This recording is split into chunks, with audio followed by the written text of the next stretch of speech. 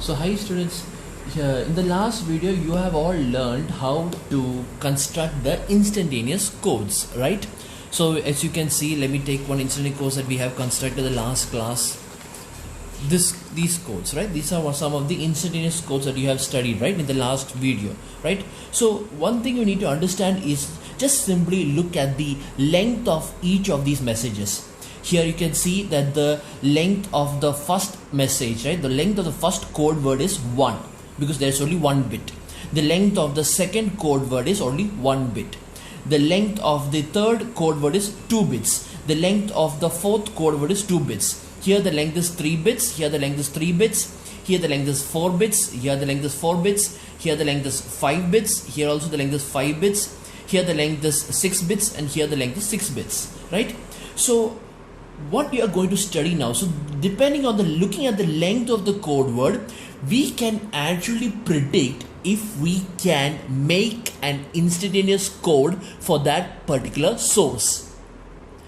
We can predict whether we can make a instantaneous code. We can check a condition to see if we are able to make a instantaneous code for the particular messages, and that condition is what we call as Kraft's inequality. If a particular message or if a particular source, okay, is able to satisfy this condition, then rest assured you can make an instantaneous code for that source. Now look at the derivation. Given a source S, where S is a transmitter having the messages S1, S2, S3 up to SQ. So therefore total there are Q messages or Q symbols, right? So given a source S, or where S consisting of Q symbols, and its code alphabet is consisting of R symbols, which is X is equal to X1, X2, X3 up to XR. Code alphabet means it can either be binary or trinary or quaternary, right? If it is binary, then X is equal to 0 and 1 because the value of R is equal to 2. If it's a trinary coding, then X1, X2, X3 or 0, 1, 2, then the value of R is equal to 3.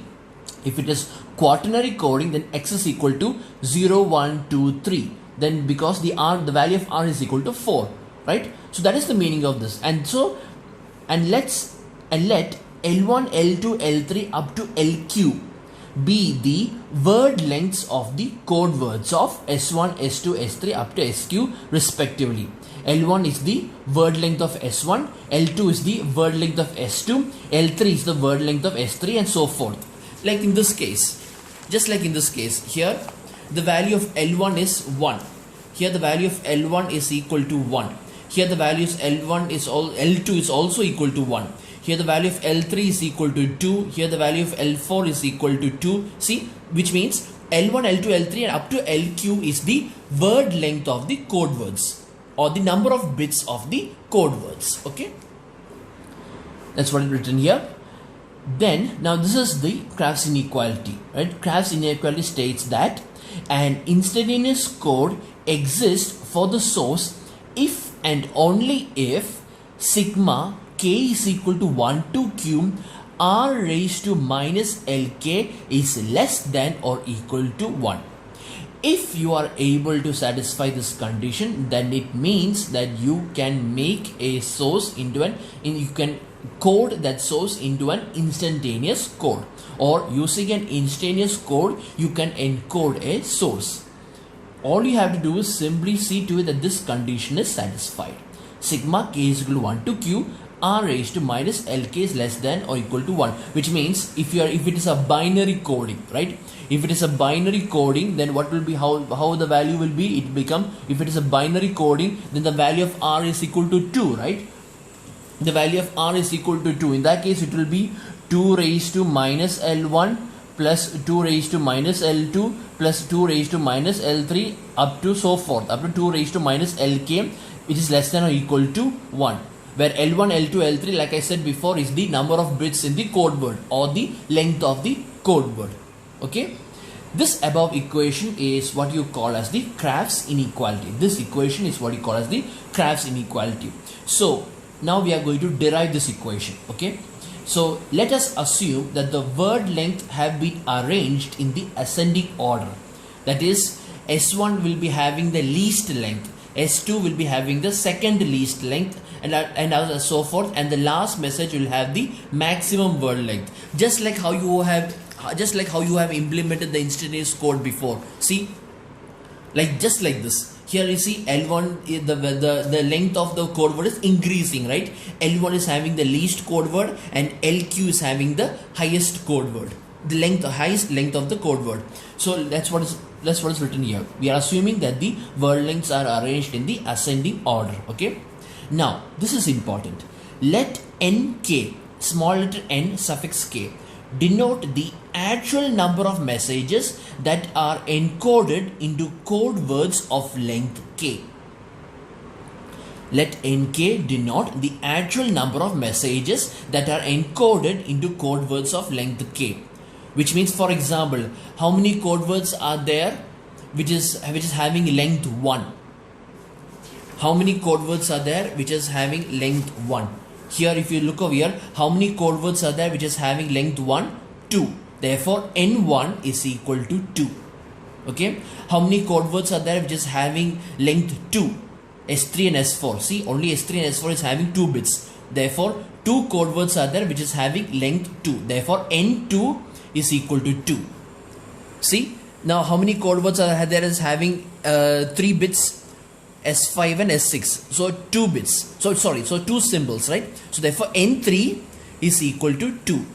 That means N3 or N3 is the number of code words that is having 3 bits. See, there are 2 code words that are having 3 bits. Therefore N3 is equal to 2.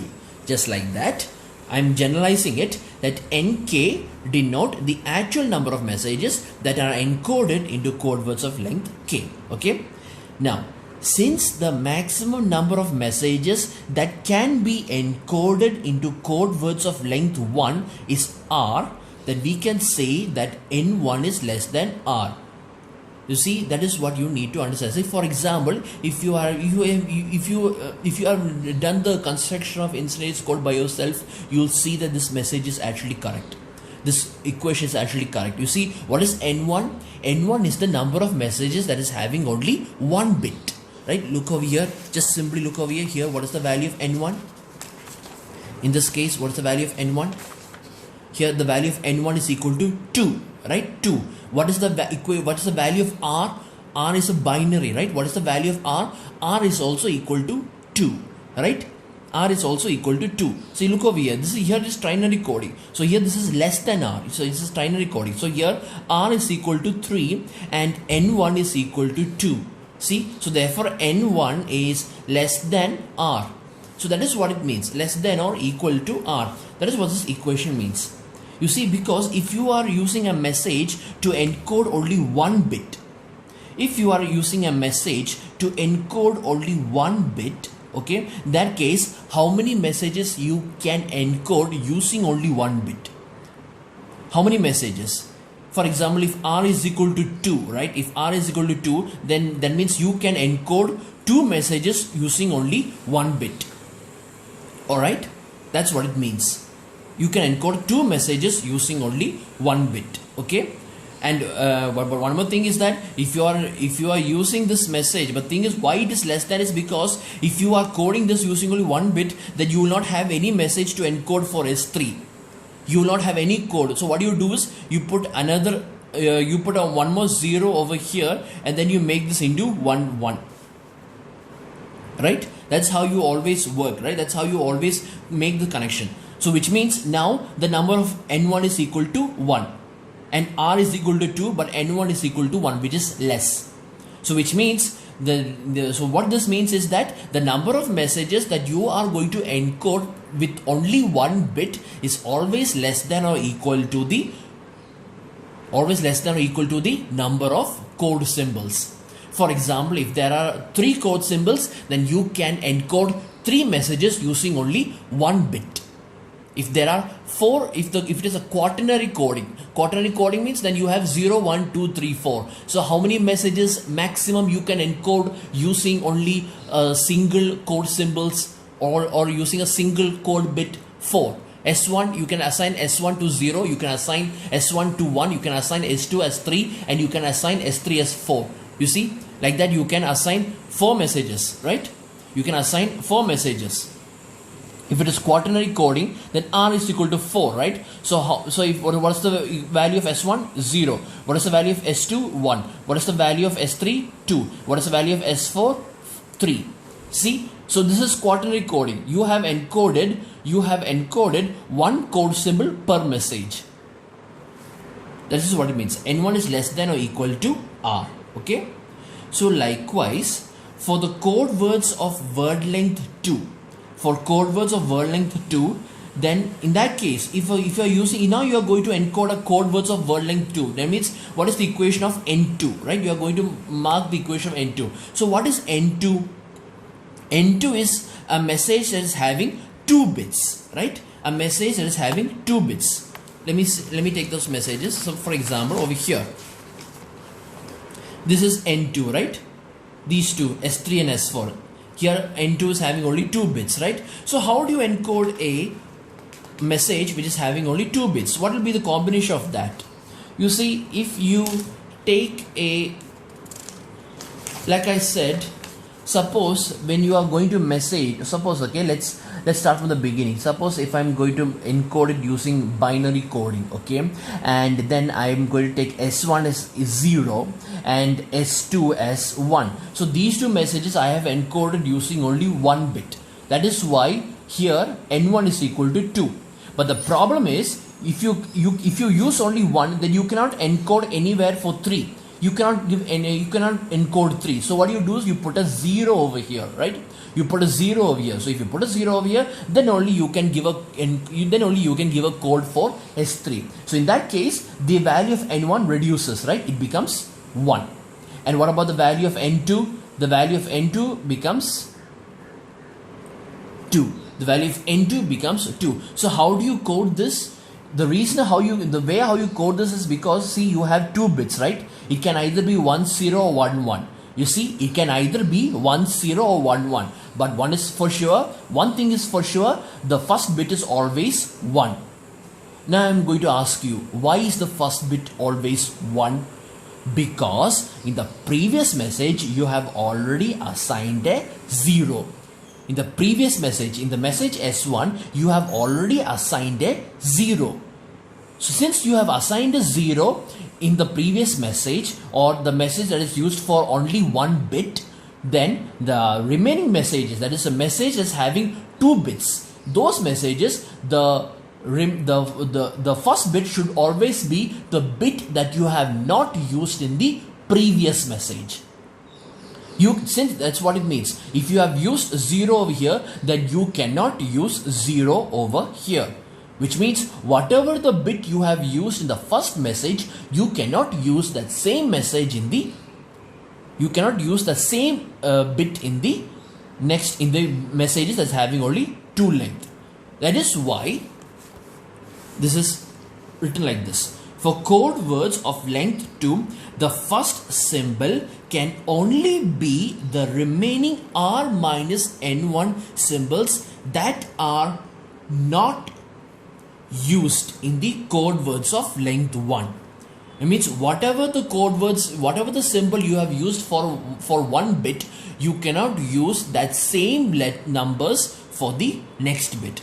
So what will be the remaining values, since N1 is then equal to R, right? So that means R is the maximum value, which means the remaining words that you have not, the remaining symbols that you have not used is R minus N1. So this number of symbols you have not used to encode for the first bit of the length 2 code words. So therefore, I can say with surety that the second symbol, of course, the second symbol can be any value. You see, the second symbol can be any value. If you look over here, the first symbol is 1, here the first symbol is 1, but the second symbol is 0 or 1. It can either be 0 or it can either be 1. So therefore, the second symbol can be any of the R symbols.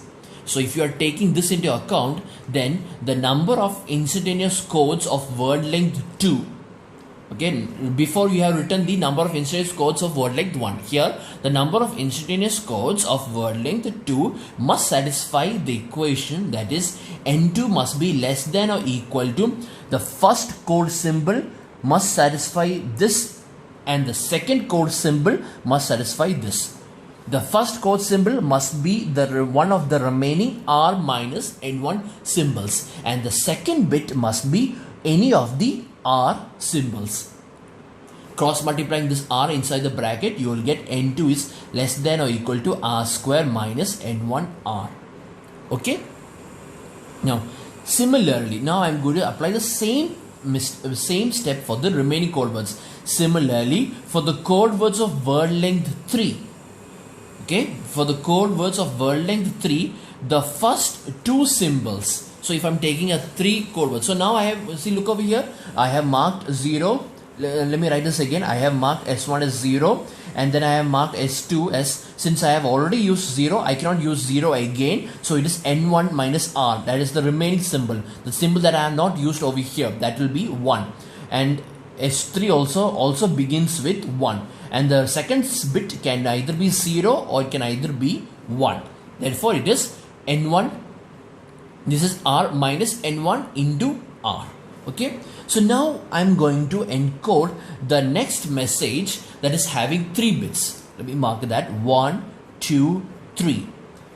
Okay. I need to mark the 3 messages. So how will I mark these 3 bits? See, how you are going to mark is, you are going to choose the first 2 symbols such that those 2 symbols have not been used when you are encoding these 2 messages, which means you have already used 1 0 and 1 1. You have already used 1 0 and 1 1, which means you cannot use 1 0 and 1 1 for these 2 messages. Obviously, you cannot do that, so you put a 0 over here. Therefore, you increase the length of the S3, right? You increase the word length of S3. So in that case, the word length of S4 is now increased, right? So it can now be 1 1 1. Now check over here. Now you look over here. Here it was. Now you looked over here. You said that the first code symbol, right? The first code symbol is the code symbol that you have not used in the previous message. In the same way, when you are using the word length for 3 bits, the first 2 symbols are those symbols that you have not used in the previous message. What is the previous message? The previous message was 1 0. The previous message was 1 0, which means the next 2 symbols should not be 1 0. So what is, obviously, by common sense, what should be the next message? It should be the 1 1. That is what it means. Similarly, just like the same case, okay, here only we are looking at the past previous word length, that is N1. Here the past previous word length over here is length 2, right? N2. So similarly, for the code words of length 3, the first 2 symbols can only be the difference between these 2. R square minus N1R minus N2 symbols that are not used. Again, see, that are not used in the previous code words of length 2. And the third symbol, as usual, the third symbol can be any one of the symbols. Okay. This is what it means over here. The third symbol, not over here, it's over down here. The third symbol can be any one of the symbols.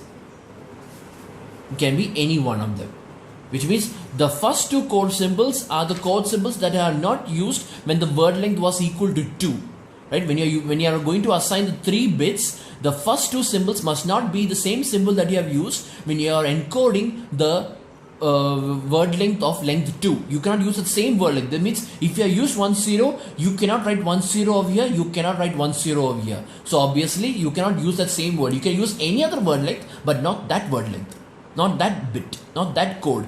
So which means the first 2 symbol must be fixed, but the last symbol, it can be any one of the R symbols. Okay. So therefore the number of the third symbol can be any of the R symbols. Therefore, the number of instantaneous codes of the word length 3 must satisfy the equation. N3 must be less than or equal to the difference between these two, right? The difference between these two, that is the number of messages, that's the first two code symbols should satisfy this equation, and the third symbol will be any of the R symbols. The first two symbols are those symbols that you have not used when you were encoding the code words of length 2, right? And the third symbol can be any of the R symbols. So therefore, N3 is less than or equal to R cube minus, cross multiplying this inside the bracket, N3 is less than or equal to R cube minus N1 R square minus N2 R. Okay. Now if you simply look at each of these equations, simply look at the equation of N1, okay, look at the equation of N2 and look at the equation of N3. Simply look at the equation of N1, N2 and N3. Look how it is written. It always starts with, if it is N2, it always starts with R square. If it is N3, it always starts with R cube. See, look at the way how it is written. So from looking at these three equations, I can tell the equation of Nk, where K can be any value from 1 to Q, right? So from the equations of N1, N2 and N3, similarly, we can say that the number of instantaneous codes of word length K, where K is any number, you have already done when K is equal to 1, K is equal to 2 and K is equal to 3. Right? So here, when the number of instantaneous codes of word length K must satisfy the equation, that is Nk less than or equal to, just like how you have written these three equations, N3, N2 and N1.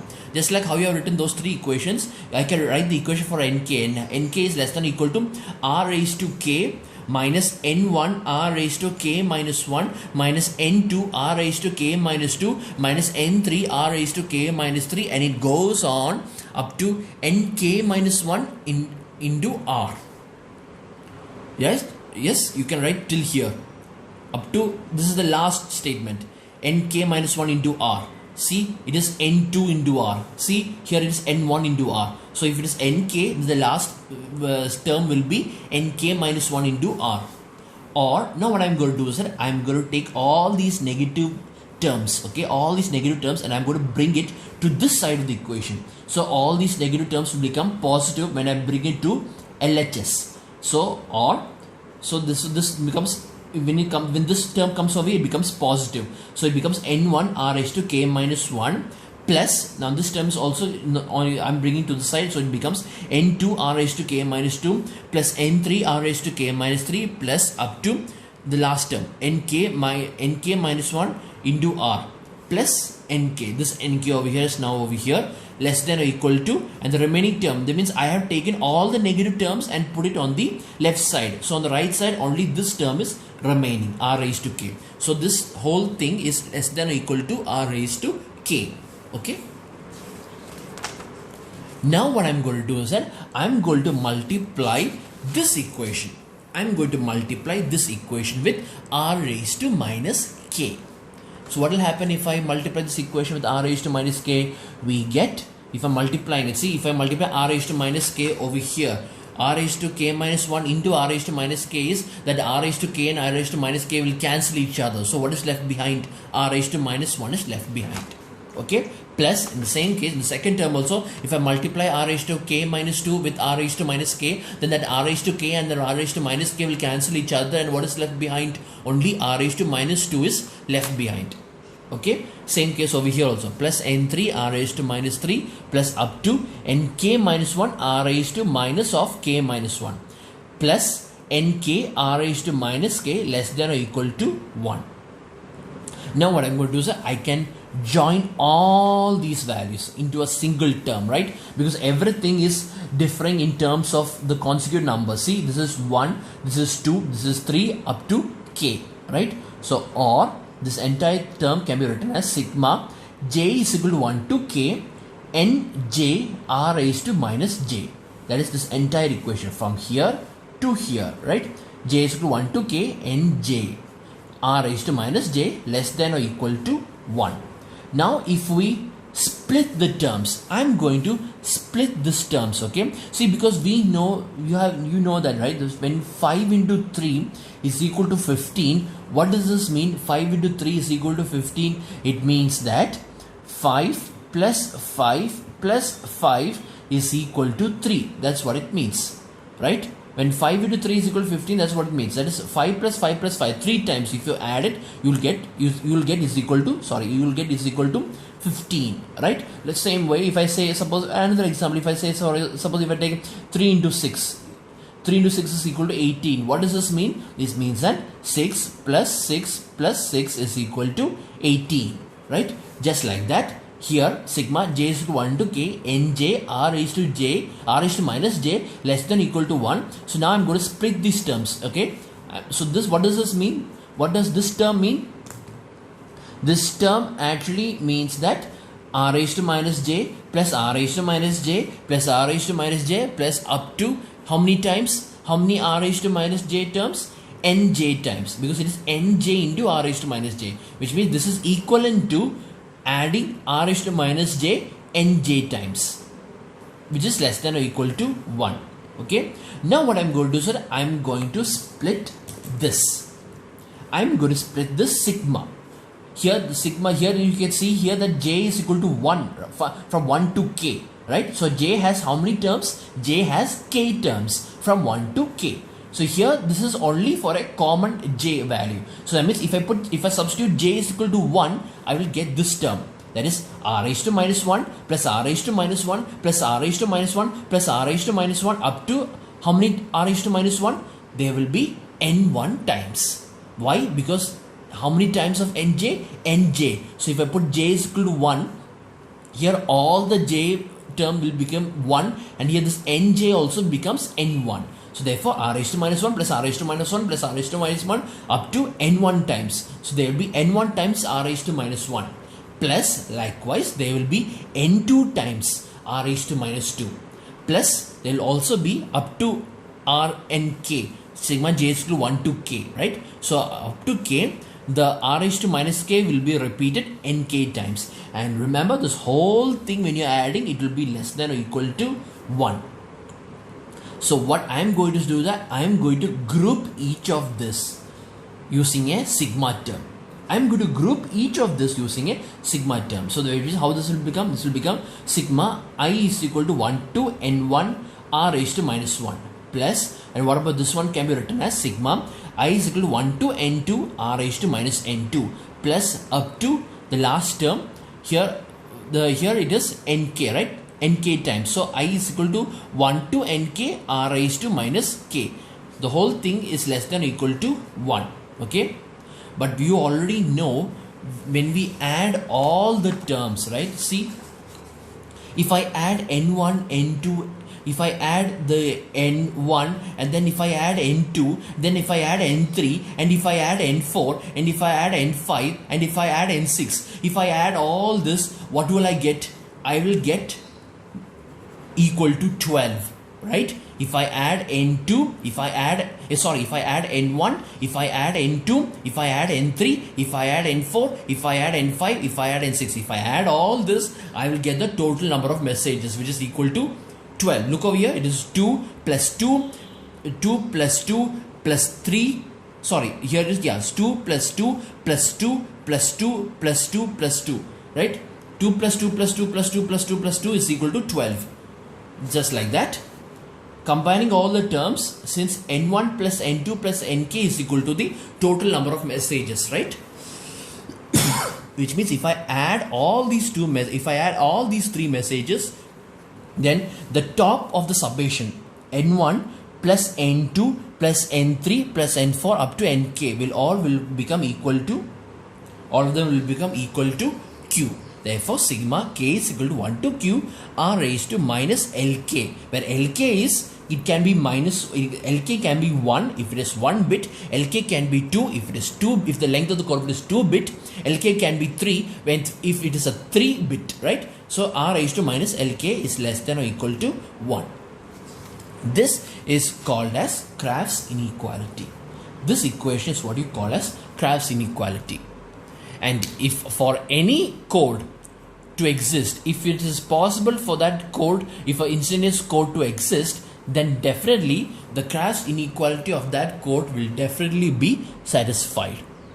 This is how we check whether the code can be an instantaneous code or not. This is a very efficient way of checking. Not by simply by inspection, simply by applying the formula. Just take the look at the word length of each and every messages, substitute those values in this LK term.